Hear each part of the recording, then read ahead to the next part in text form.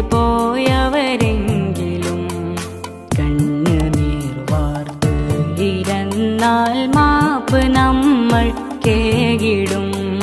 തൗബവാതിൽ തുറന്ന് നാഥൻ കാത്തു നിൽക്കും നമ്മളെ. വൈബദാണെന്നോർത്ത് തൗബ ചെയ്തു സ്നേഹ പൂക്കളെ. സഹനമെന്ന വാഹനത്തിൽ ഗമനമായി സോദരേ, സദനമെന്നും വചനമോദി വജ് ഉണർന്നു സഹജരേ.